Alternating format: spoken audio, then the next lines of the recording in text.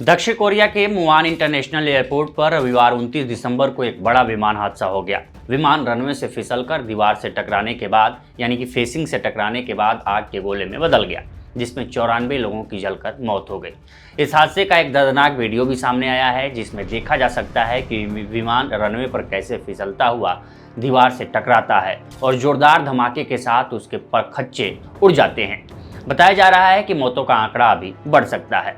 अभी हाल ही में रूस की गलती की वजह से अजरबैजान का विमान कजाकिस्तान में दुर्घटनाग्रस्त हो गया था, जिसमें 40 से ज्यादा लोगों की मौत हो गई थी, जिसके लिए रूसी राष्ट्रपति व्लादिमीर पुतिन ने माफी भी मांगी थी। हालांकि इस हादसे में रूस का हाथ नहीं माना जा रहा है। रॉयटर्स की रिपोर्ट के अनुसार दक्षिण कोरिया के परिवहन मंत्रालय ने कहा है कि यह हादसा उस समय हुआ जब जेजू एयर की फ्लाइट नंबर 7C2216 175 यात्रियों और 6 चालक दल के सदस्यों को लेकर थाई राजधानी बैंकॉक से उड़ान भर रही थी।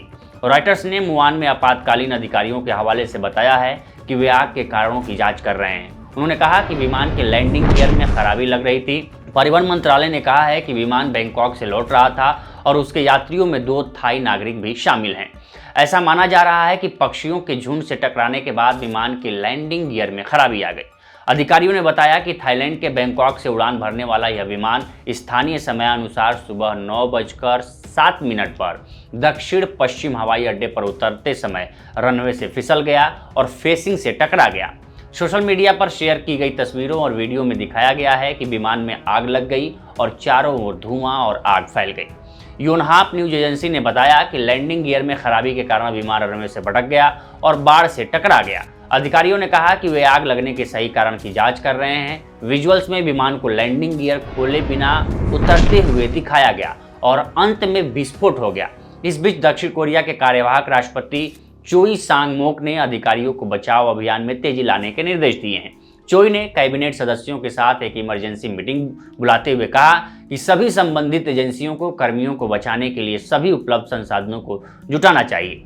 थाईलैंड के प्रधानमंत्री पैतोंगतार्न शिनावात्रा ने सोशल प्लेटफॉर्म एक्स पर एक पोस्ट के माध्यम से हादसे से प्रभावित लोगों के परिवारों के प्रति गहरी संवेदना व्यक्त की है।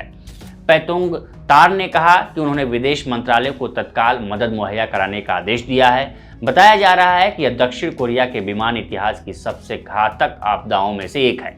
पिछली बार दक्षिण कोरिया में बड़े पैमाने पर हवाई दुर्घटना 1997 में हुई थी, जब कोरियन एयरलाइन का विमान गुआम में हादसे का शिकार हो गया था। इसमें करीब 228 लोगों की जान चली गई थी। यह घटना ऐसे समय में हुई है जब दक्षिण कोरिया राष्ट्रपति यूं सूक यूल द्वारा मार्शल लॉ लागू करने और उसके बाद महाभियोग चलाने के कारण पैदा एक बड़े राजनीतिक संकट में उलझा हुआ है। पिछले शुक्रवार को दक्षिण कोरियाई सांसदों ने कार्यवाहक राष्ट्रपति हान डुक सू पर महाभियोग लाया। फिलहाल इस स्टोरी में इतना ही। बाकी देश दुनिया की तमाम खबरों के लिए बने रहें लोकमत हिंदी के साथ। नमस्कार।